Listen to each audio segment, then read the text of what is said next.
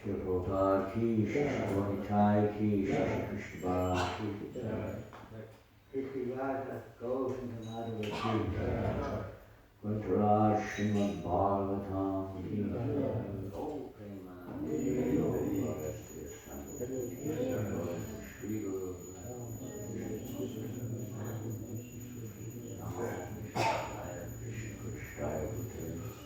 Srimate Bhaktivedanta Swami ki.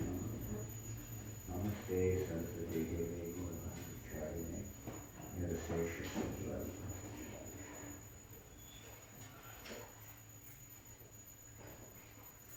Om Namo Bhagavate Vasudevaya. Om Namo Bhagavate Vasudevaya. Om Namo Bhagavate Vasudevaya. Om Namo Bhagavate Vasudevaya. Om Namo Bhagavate Vasudevaya. Om Namo Bhagavate Vasudevaya. Srimad Bhagavatam, Canto 9, Chapter 4, Text number 29, Ambarish Maharaj, offended by the Goswami.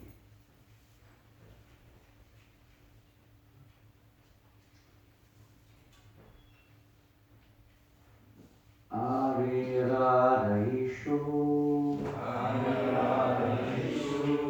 Krishnam Mahisha Tulyashilaya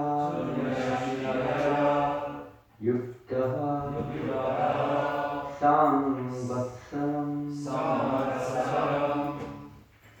Viraha Dadhara Dvarishivatam Ariradhaishu Krishnam Mahisha Tulyashilaya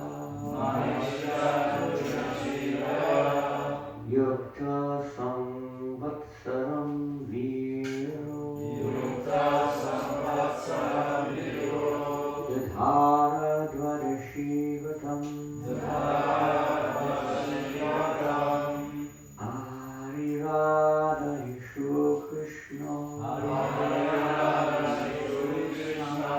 Mahisha Tulyashilaya Yuktaha Samvatsaram Viro Dadhara Dvarishivatam Ariradhaishu Krishna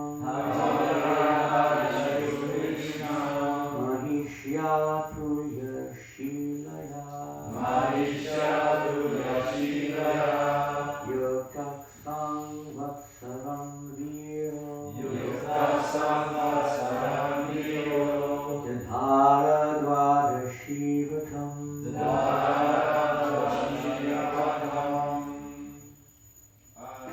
Ariradhaishu Krishnam Mahisha Tulyashilaya Samvatsaram Viro Dadhara Dvarishivatam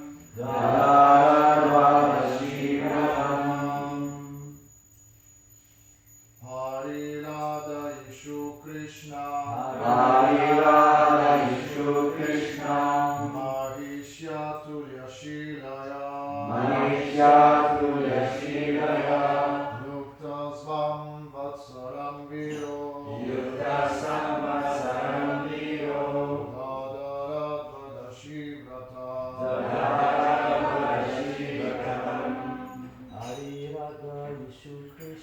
Ariradhaishu Krishna Mahisha Tulyashilaya Yukta Samvatsaram Viro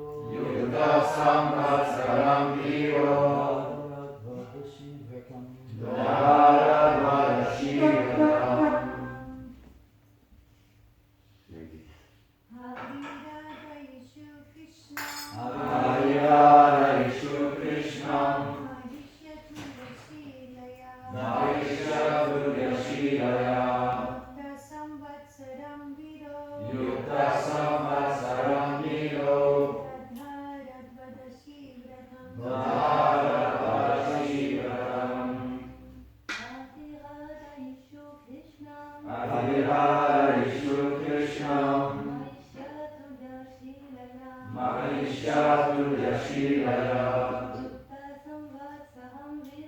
Yukta Samvatsaram Viro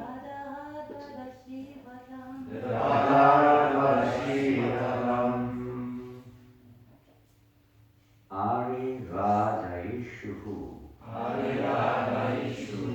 aspiring to worship Krishna, the Supreme Lord, Krishna. Mahishya, with his queen. Tulya Shilaya, who was equally as qualified as Maharaja Ambarish. Yuktaha, together. Samvatsaram, for 1 year. Vira, the king. Ditara, accepted. Dwadashivatam, the vow for observing Ekadashi and Dwadashi.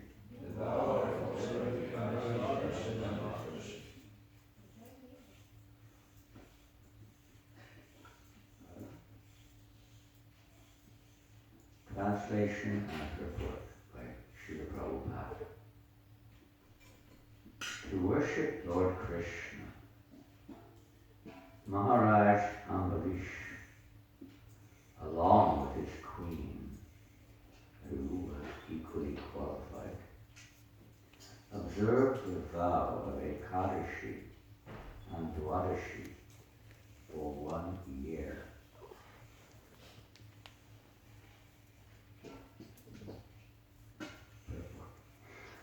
To observe Ekadashi Vrata and Dwadashi Vrata means to please the Supreme Personality of Godhead. Those interested in advancing in Krishna consciousness must observe Ekadashi Vrata regularly. Maharaj Ambarish's queen was equally as qualified as the king. Therefore, it was possible for Maharaj Ambarish to engage his life in household affairs. In this regard, the word Tulya Shilaya is very significant. Unless a wife is equally as qualified as her husband, household affairs are very difficult to continue.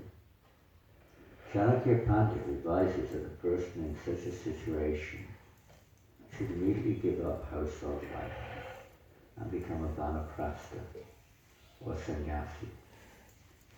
Mata yasya grihe nasti varya shakya vadini aranyam tena gantavyam yataranyam tataviham. A person who has no mother at home and his wife is not agreeable with him should immediately go away to the forest. Because human life is meant for spiritual advancement only, one's wife must be helpful in this endeavor. Otherwise, there is no need of household life.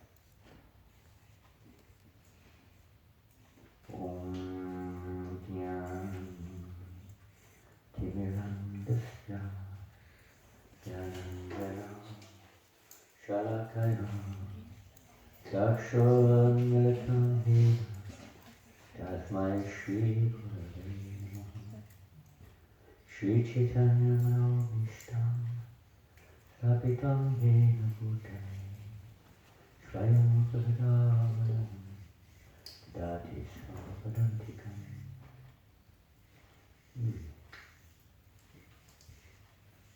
So, this is continuing of the situation of Ambarish Maharaj, preliminary activities prior to the, let's say, more famous or more known event of Ambarish Maharaj being offended by Devasa Muni and consequently, of course, the incident with Sudarshan Chakra chasing Devasa, etc. It's interesting to note, yesterday, I was this morning actually, listening to Srila Prabhupada lecture, and how he was talking about how all wars are fought because of envy. And the same incident here, the same situation is evolving here.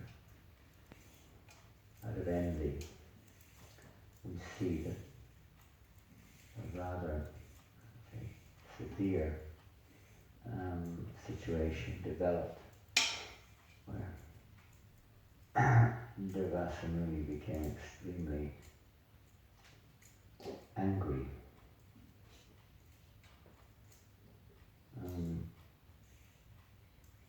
Which we'll hear about in the coming weeks. But this anger, what is it caused by? Frustration and envy, they are connected. It's very, you see this quite often. Indra becomes envious of some king, someone who's attaining some power, and a fear that this is going to be a threat to my sense gratification, or my position, the respect that I receive, and so on, in the material world. So Maharaj Ambarish is here in performing these austerities. It doesn't sound very severe in one sense.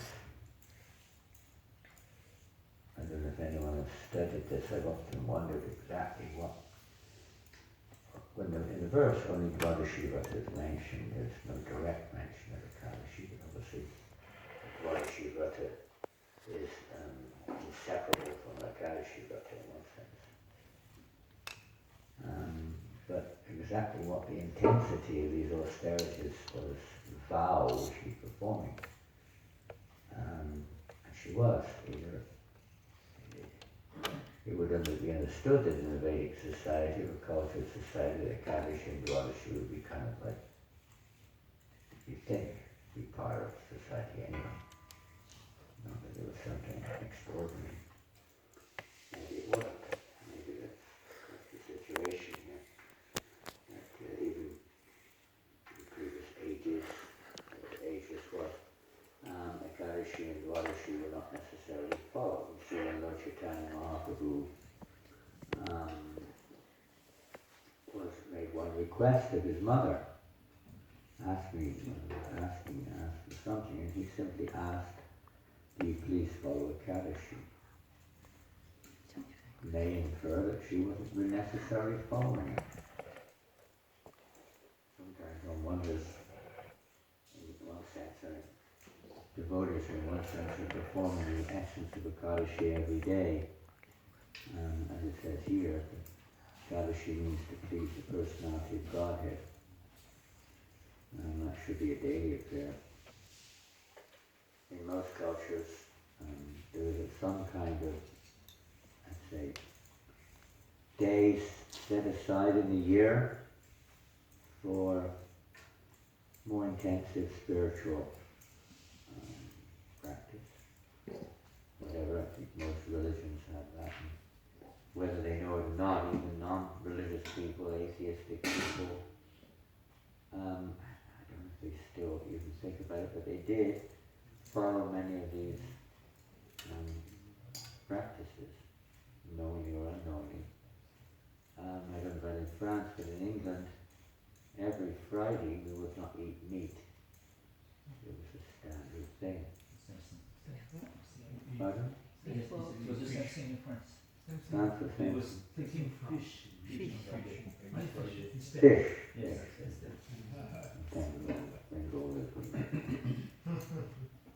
Yeah, fish. Fish and chips on Friday was legal. And I don't think we even enjoy or would like. It's just sort of a part of society somehow. And maybe other fasts there are some days when you eat less bread or something. And in Islam they have the Ramadan.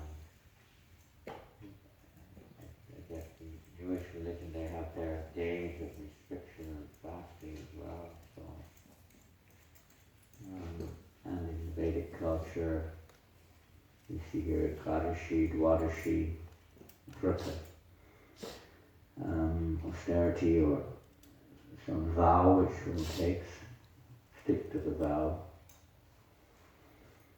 It does seem that Ekadashi is a very Ekadashi, Dwadashi, we don't usually consider Dwadashi so much. Although Dwadashi is the word mentioned here. What is the Dwadashi Vrata? Is it just to break fast at the right time? Is that the beginning and end of the Dwadashi? But it doesn't seem very. Although that does come out strongly in this pastime of Ambarish Maharaj. Time of break fast was very considered significant. Exactly what, when, how that was, but it does seem to be quite significant the time you break fast. Fasting is one thing. The time of breaking fast seems to be a bit kind of, what would we say, a bit reverential, a bit rules and regulations and so on. Of course, you can hear the pastimes of how Ekadashi, there's a whole book written on it. What's that? Krishna Balaram Swami. He wrote a whole book on the Ekadashi Vrata and the different things you're supposed to do and the significance of the Ekadashis. And of course, he was very strict in that regard. He kind of a caste Brahmin type of a devotee and very particular about these things. You see that Srila Prabhupada wasn't overly, emphatic, you hear mentioning the importance. And in many places he mentions the importance of the Ekadashi. Not so much Dwadashi. Now, I don't know if anyone here observes Dwadashi Vrata in a more kind of like serious way. For most of us it's just another day. Just a matter of what time we break fast. But some people, they do observe Dwadashi very strictly and don't eat grains either on Dwadashi. They just take milk or something quite severe. All this is, and there were times when devotees, and still are, presumably he was following Nirjala Ekadashi. It doesn't say it. Maybe Nirjala Ekadashi. Ekadashi usually refers to Nirjala, not even a drop of water. And that's pretty much sure because he,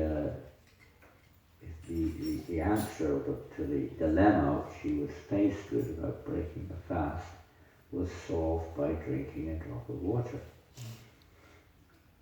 Breaking fast means you break fast by taking whatever you're fasting from. So if you're fasting from grains, you take grains. If you're fasting from food altogether, you take some food. And if you're fasting from water altogether, you take a drop of water.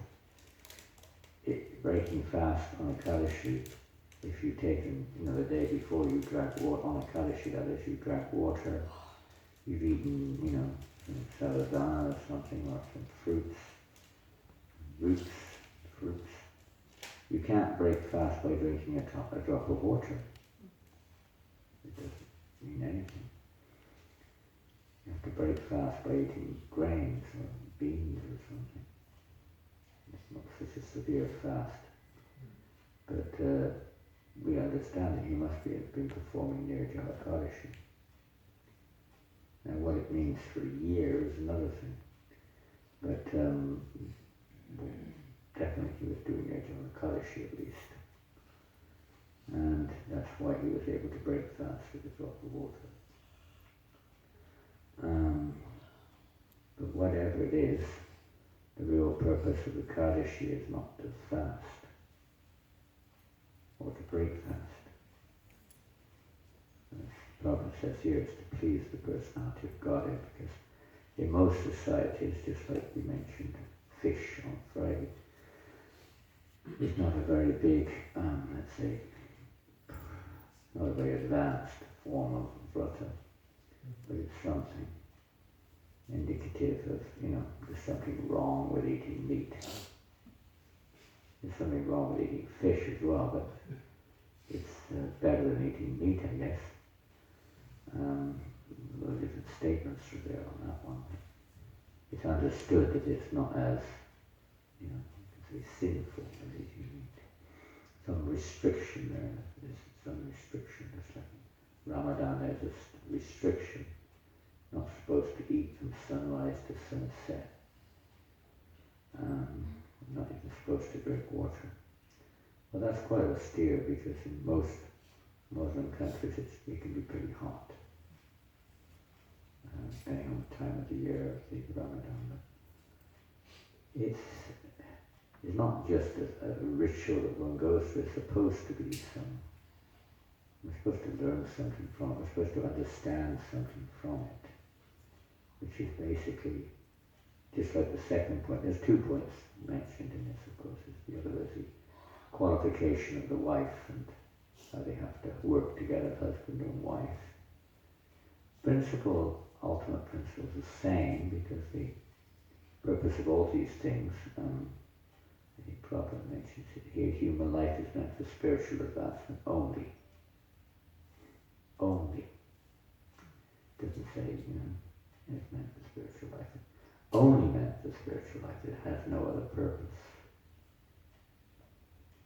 That doesn't generally get emphasized so much, even if one is performing vratas. Mostly the vratas are performed for some kind of material, gain. People undergo austerities and they're hoping to get some material gain. Even in Krishna consciousness, we have to be careful. The purpose is to please the Lord, not to please me. I'll give it was kind of an indirect example, but I remember in the 90s, there was a big, what do we call it? The slang word is fad. You know this word, fad? Fad. You know that word? What would you say in French?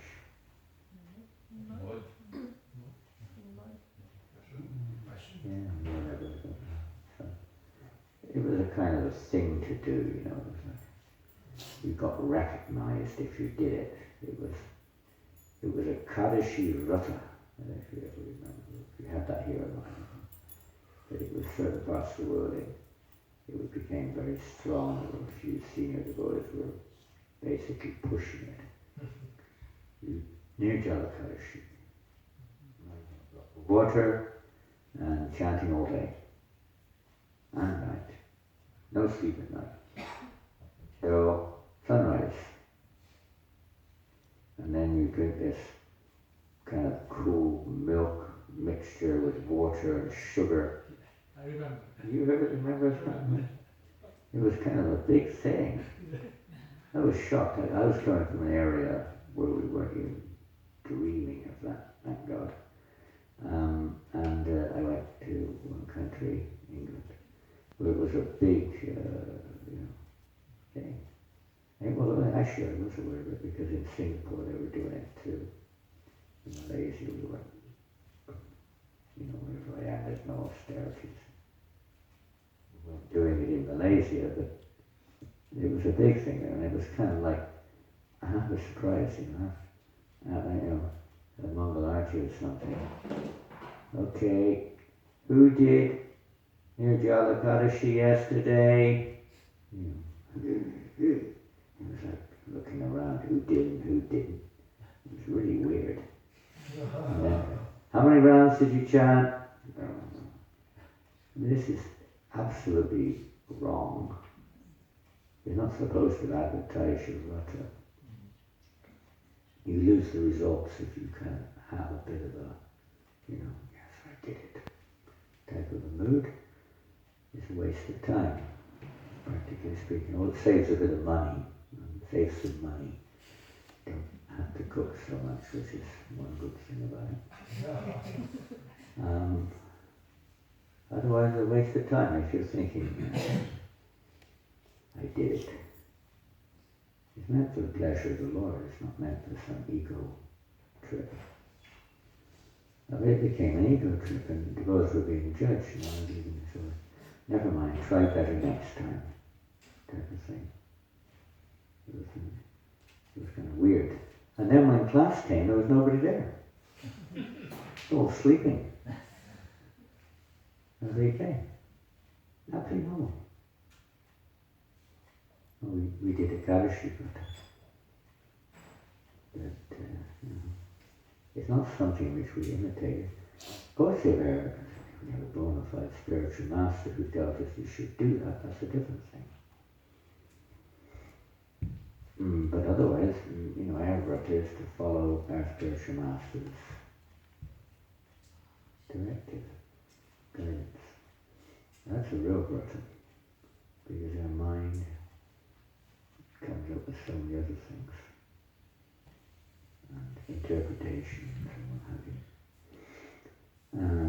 Anyway, Kadashi is to be followed. Prabhupada has given us directions. What directions has he given for a Kadashi Vrata?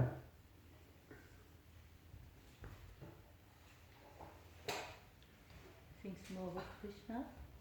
Think more about Krishna, chant Krishna's names. More.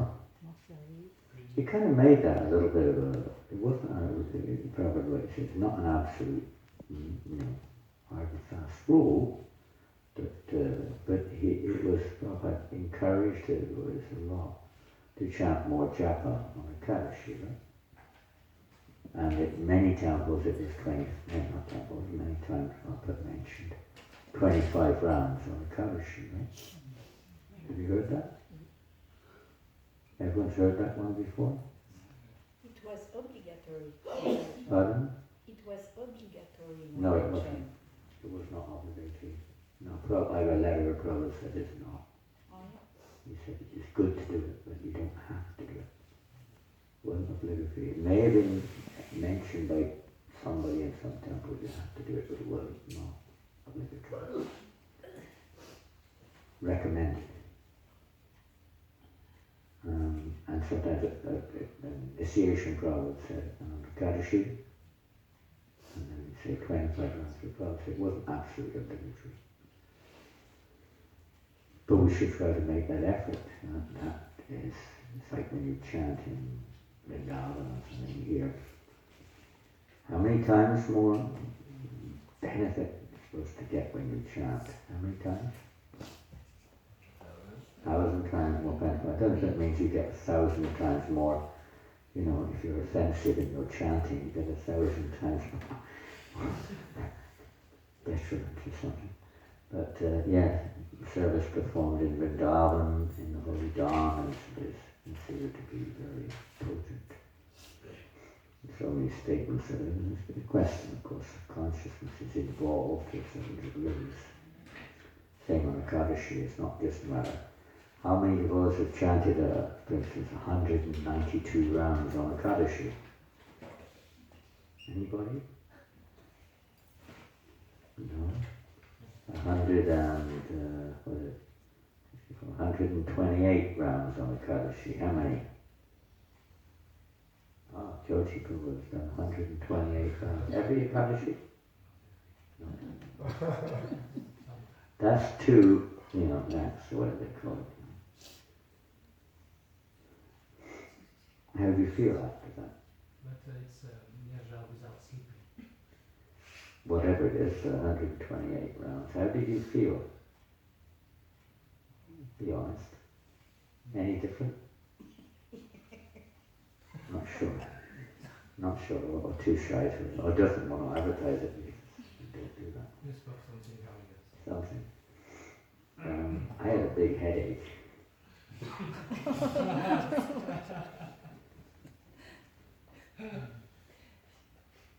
We did one time 64 hours and awaken the world of life.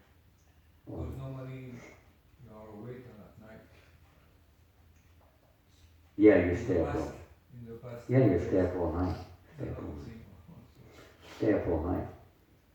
Yeah.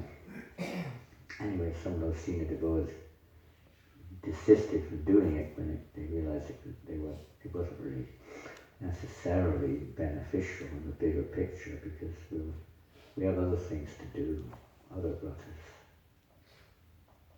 In a society where that's like, let's say, more in Satya Yuga or some other Yuga where let's say practitioners. For the materialistic person, Ekadashi is really important.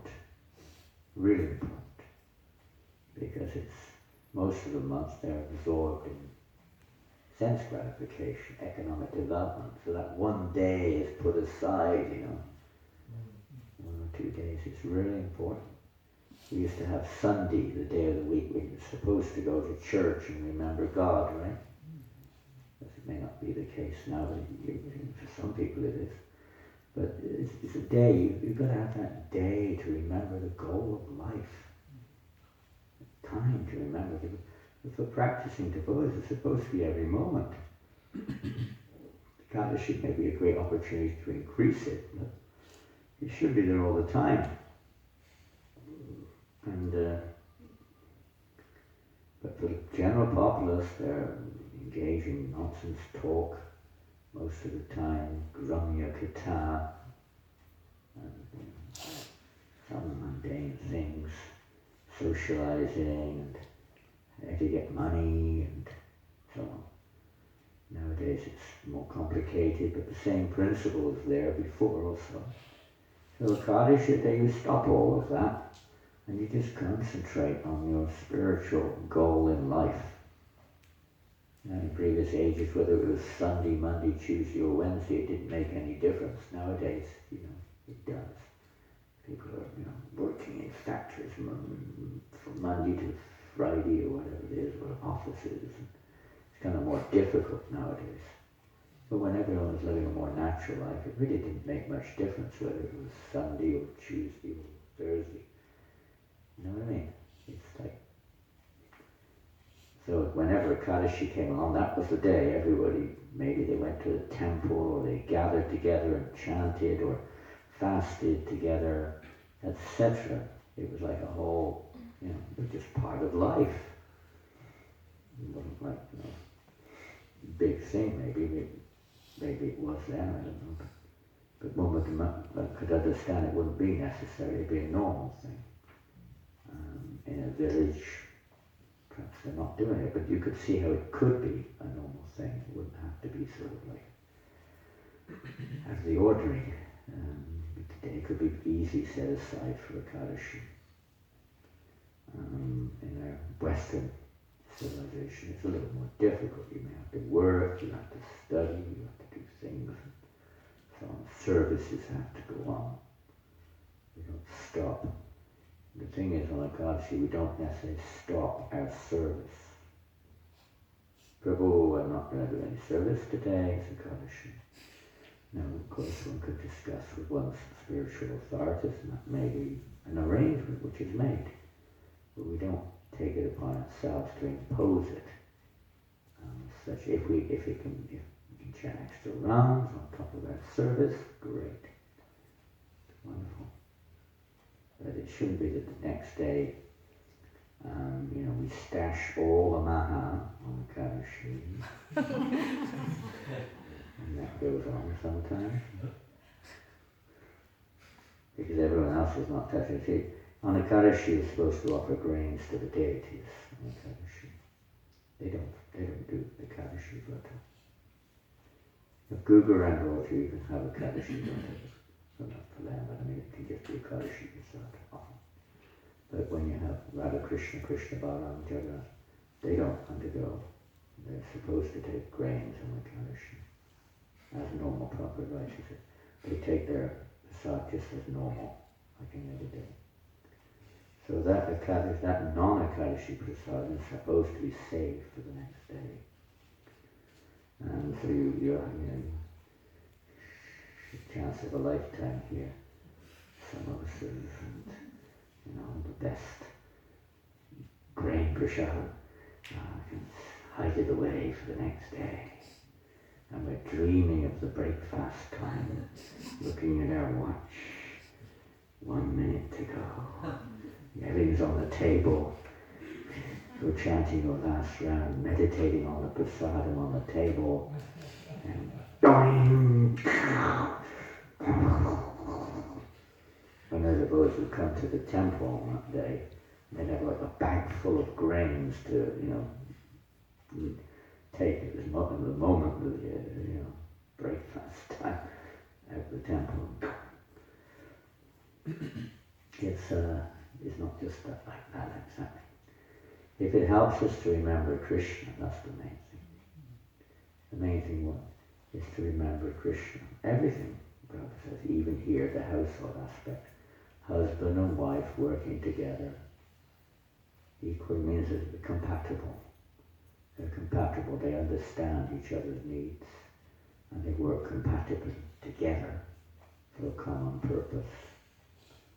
And you see that in many households, husband and wife, they do have a lot of compatibility, and in some places they don't. It's becoming more and more less compatible, it seems, by the statistics anyway. But traditionally it was a very serious thing. The compatibility between husband and wife. Very serious. You've got to live together your whole life, basically. Work together. Especially spiritually speaking. Both. But as human life goes, is only meant for spiritual advancement. It's pretty important. There should be some spiritual compatibility there. And Prabhupada eventually left his family situation because there was not sufficient spiritual compatibility. Up to a point there was. His wife, Prabhupada said, was a good lady. But she had certain aspects which were not favourable for the ultimate or the only goal of Prabhupada's life. And at a certain point, once certain responsibilities were completed, Prabhupada left his family situation, but not whimsically, only when the time was right. And we can't use that as an excuse, because we're, not performing our duties or whatever. But working together, and they're doing this vrata together also, as one, assisting each other for a higher purpose. Why are they doing this vrata? Why?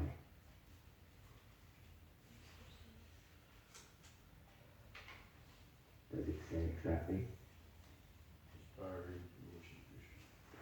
Yeah, for the pleasure of Krishna. Leaders, we see most of the, let's say, Rajarishis especially, they show the example for society. They're supposed to lead. Yogyadacharati Shreshtas Tattadivitaro Janana. Whatever standards they set by their exemplary acts, all the world pursues. Whatever these great persons do, common men, follow in their footsteps. So they're setting an example. Now it's not to imitate, but they're setting an example. The goal of human life is not material. It's not to attain a position materially or material objects, or have a sort of a materially nice family that may or may not all be there, but that's not the goal of life. Traditionally, Panchasodram, Vanam reject. Kings particularly. When we get statements in scripture like that, this is a statement specifically for the Kshatriyas. Specifically. Because they are very entangled.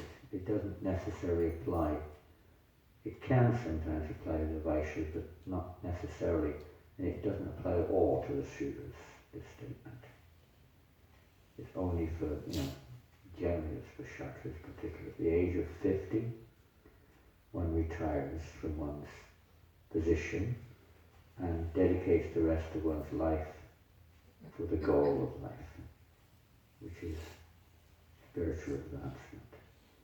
And when you're in a position of a king or a manager, one tends to be implicated in so many things, and maybe you have to do activities which are not necessarily so seemingly pure, or maybe you have to act in a way that others maybe a little bit, misunderstanding, they get offended, and so on and so forth.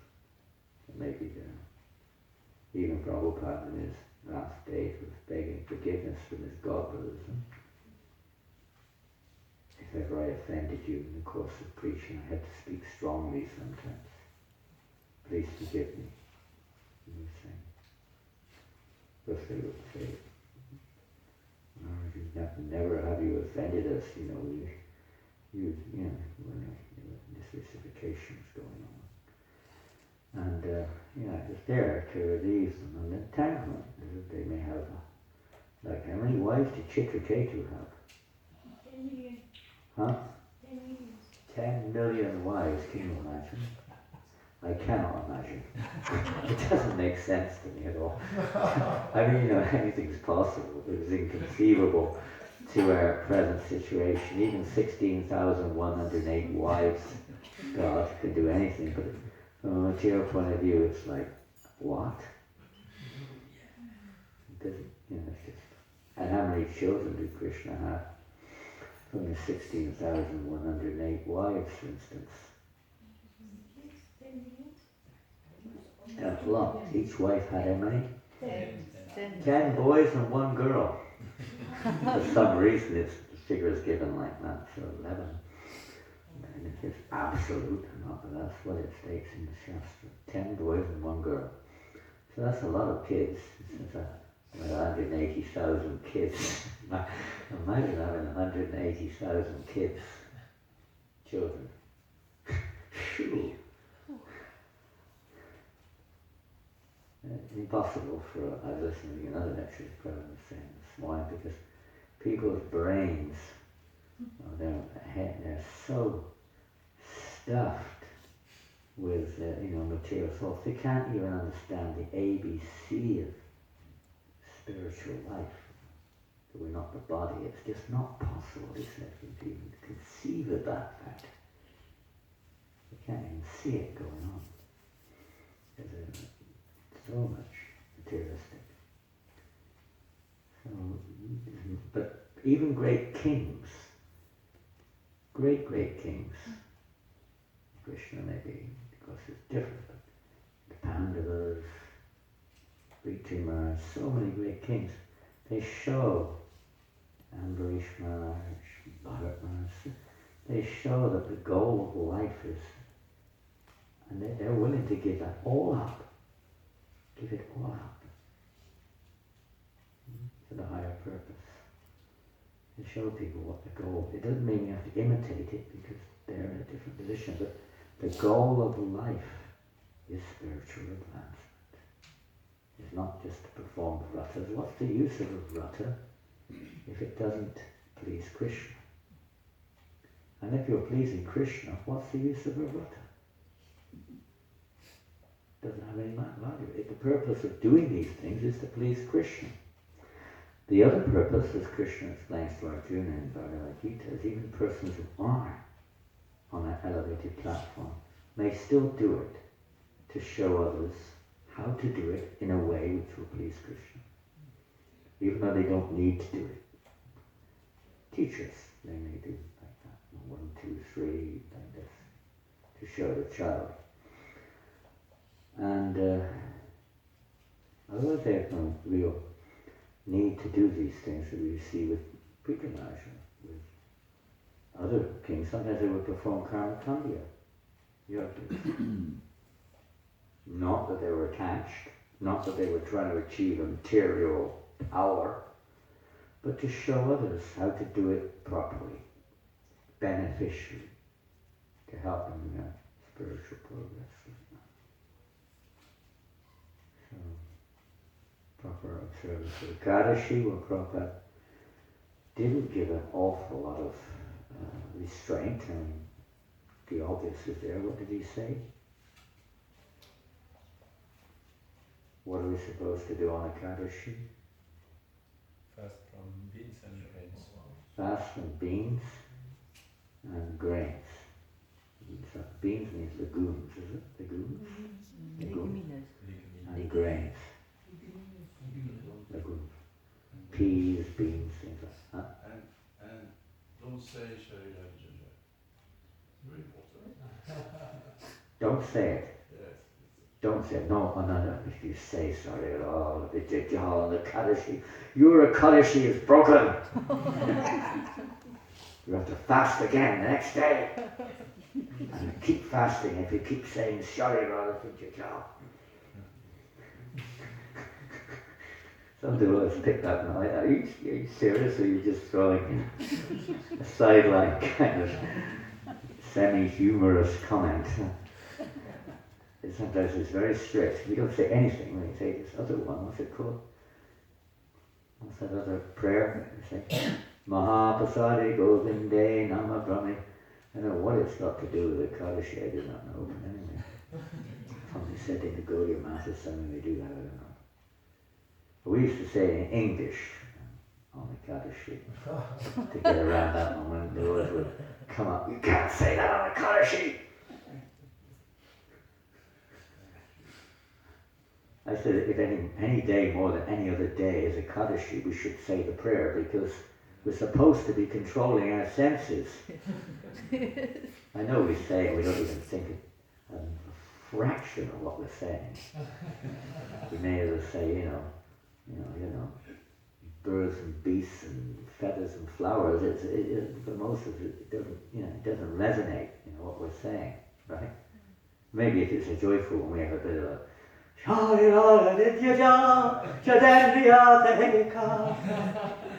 Krishna, we get into a whole thing, but we're not meditating on what we're doing mostly. It's supposed to be, preparation so that we honor Prasadam in the right frame of mind.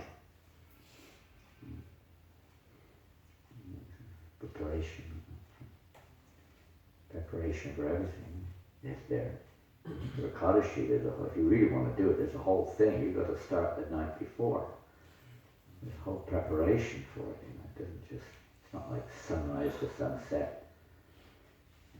I know devotees who are like 6 in the morning, looking at tennis. And I know, you've seen it all. 6:30 in the morning, he has a good meal. And 6, 7 o'clock, the Kadashi starts. So they're like Ramadan or something. Very nice preparations too. Nice samosas. Yeah. Whatever it is, we should try to remember the purpose behind it. That's the point. Whatever it is, everyone's different, and what works. You got to see if it helps somebody to progress in spiritual life. Remember Krishna, to remind. Everything we do is for that reason. And ultimately memory comes from Krishna. And if we please Krishna's representative, then Krishna may give us, remind us. So at least we do the minimum. At least the minimum which Prabhupada has given for those who are following. Now for those who are not following, it's not an absolute restriction. I have another letter from Prabhupada which was in Mayapur, or maybe it's a conversation. Sometime in the 70s, I don't know when. And Prabhupada is asking the devotees, I don't know if it was who it was, but some of the leaders there, Janananda and a few others, what prasadam were they serving? Because they were doing food for life, for the public. Always said we're serving savadana and chutney and things like that, Prabhupada said, no. He said, you should serve khichdi. There's a Kadashi. Prabhupada said, no, khichdi for the public. Khichdi, he said. He wasn't into that. It's, there's principles, levels, higher principles, etc. And we're not here to fast. Brother said that in sort of a different way, you could say, but the principle was the same when Harikesh was preaching in the Eastern Bloc and he said he couldn't get anything to eat, he was only meat and things like that. Can't get anything to eat. I can't stay here, Prabhupada. What did Prabhupada say? Eat meat. If you have to, eat meat. You haven't gone there to eat. You've gone there to preach.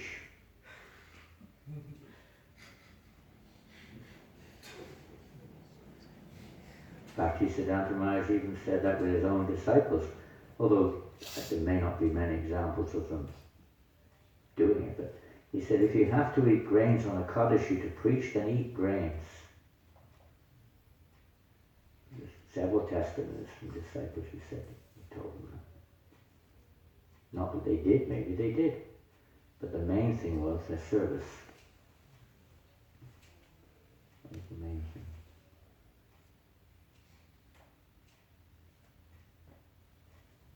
Time to finish. It's not Ekadashi today, is it?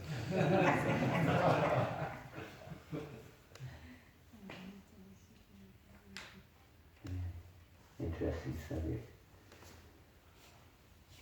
Okay, so next Ekadashi is coming when? Monday. Okay, we're going to have Nirja Ekadashi. Okay? And if you can do that, you don't have to advertise it, and continue your service, and not sleep the next day, and not eat like a pig the next day, and continue your service, and remain in good consciousness, and don't be proud.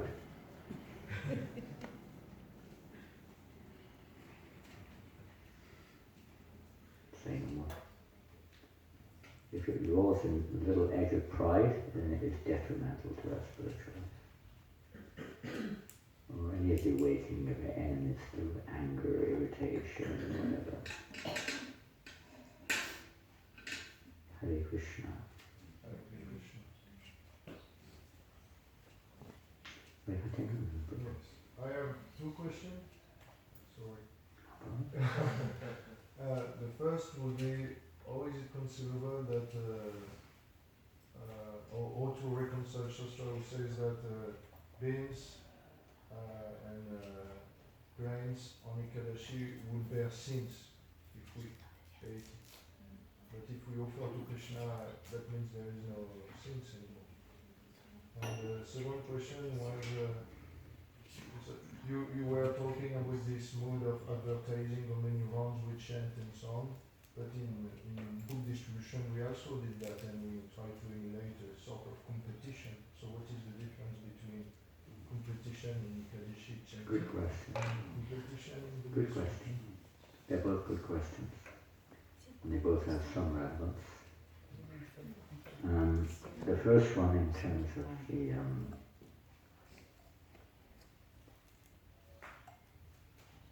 grains and beans offered to the Lord. How can sin be sitting there in prasad? Any comments? I've asked this question myself many times. Any comments? How prasad can be sinful? That's the question. How can it be? There's a contradiction. Yeah, I've asked this question many times also. So, any comments? Just Chaitanya Mahaprabhu said to do it, and we do it because he says to do it. That's one Now answer. the roots, you have to know the story about Papa, the pastimes and all that. Yeah, that's a general thing. But the point is that when it's offered to Krishna, can Papa Purush still be those grains? Maybe. Be Krishna's arrangement. But certainly that point there, Lord Chaitanya said we should follow Ekadashi is there. From a practical point of view, of course, it's also meant that we reduce our eating, which is meant to be more favourable for hearing and chanting, at least for devotees. For the public in general, one understands that this is not necessarily their offering their food to the Lord. Maybe But certainly, it's beneficial if they don't eat any grains on the Kaddish, because it's just a conjunction. It benefited from that. But sense control is one of the main aspects of our spiritual life, to control our senses. However, we do, although Prabhupada said should be kept for the next day, there's many, and we always used to do this anyway, practically, distribute the grains to the public on the Kaddish and Mahaprasad. We did used to start it for the next day. These prasadam, they get the benefit.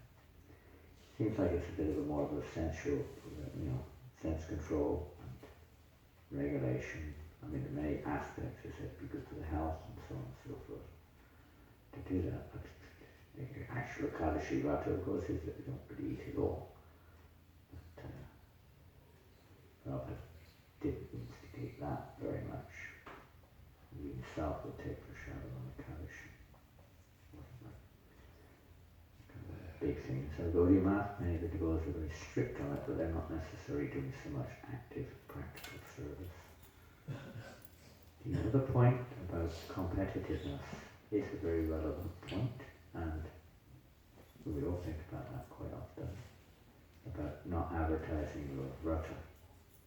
Well, it's in a sense a little bit different. I mean, you could call it a vrata distributing a lot of books. It's not a regulated principle exactly. It's not a regulated principle.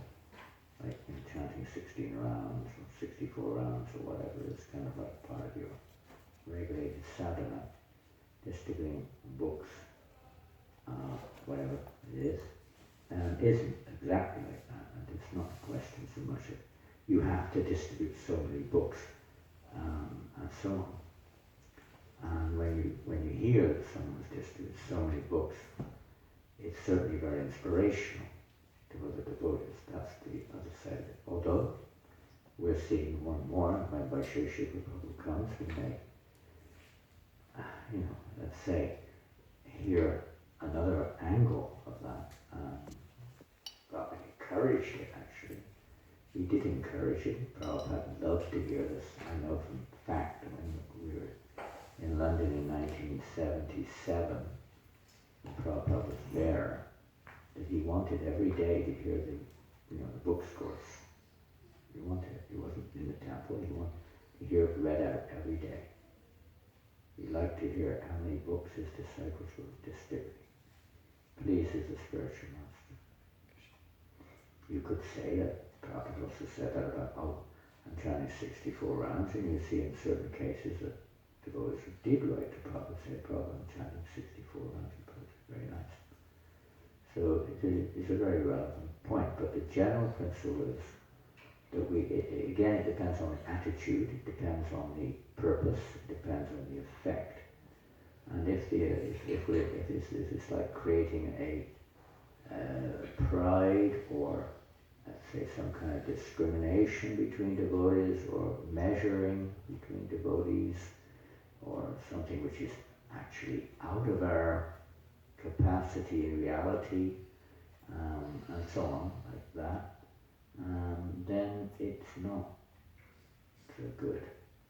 If we're mentioning it, I did this, and there's pride in our achievement, or we think that by doing this, we can therefore advance more, we can almost like control bhakti and make advancement take place,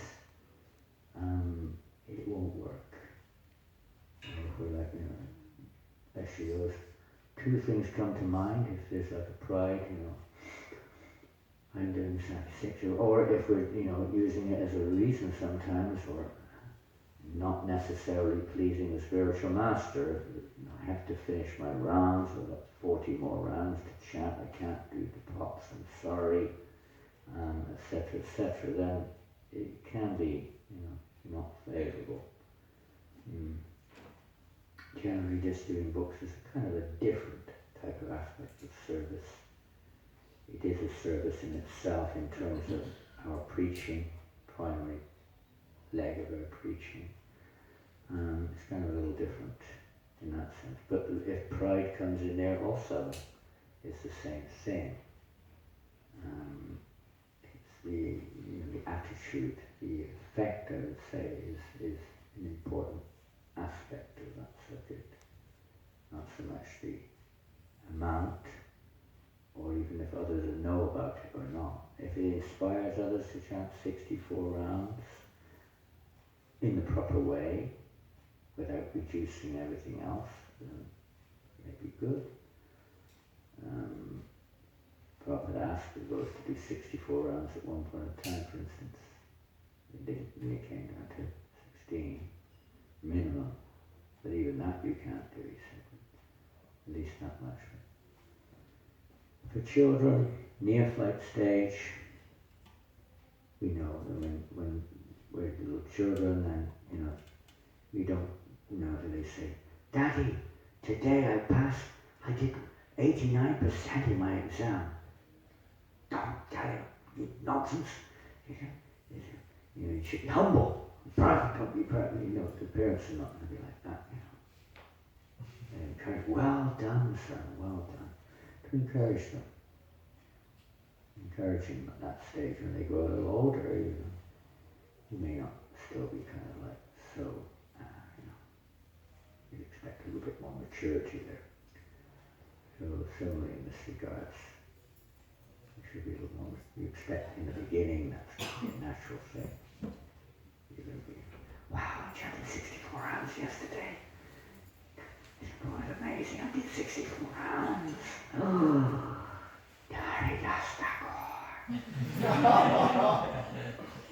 wow, fantastic, that's marvelous. You're still like that after 50 years. Oh, I did 64 rounds yesterday. You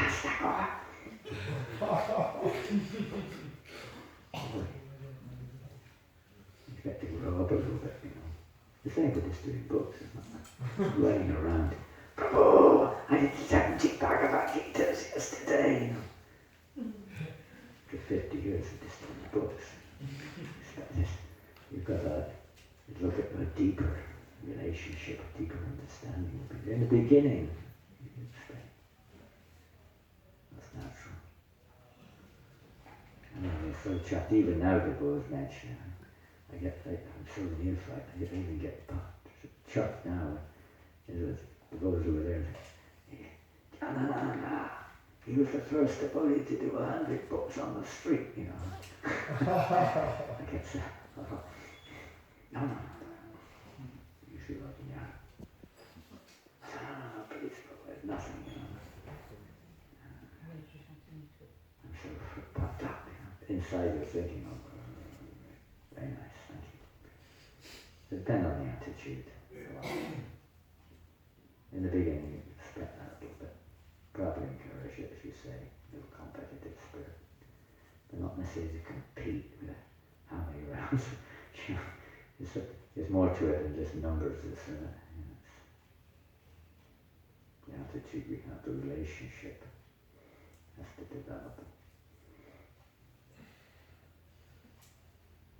And these are very, you can say, significant points.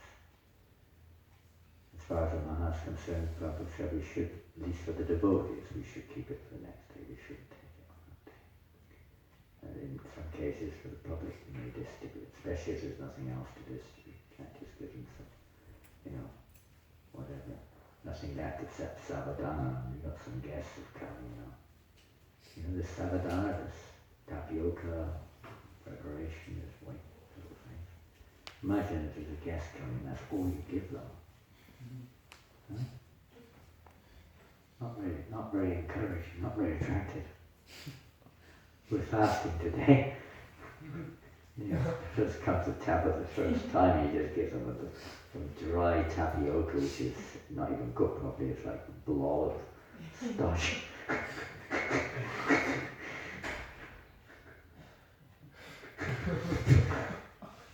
I know, I feel.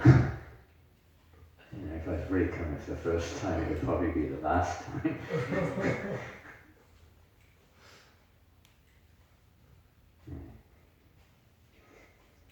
even if there is some karma, the spiritual advancement or the benefit of the prasadam is transcendental, beyond and above. The devotee also has to show example there too, because for people in general, some type of virtue is required. This is recommended one. Jai Prabhupada ki jai. Jai Srimad Bhagavatam ki jai. Or Premanandi.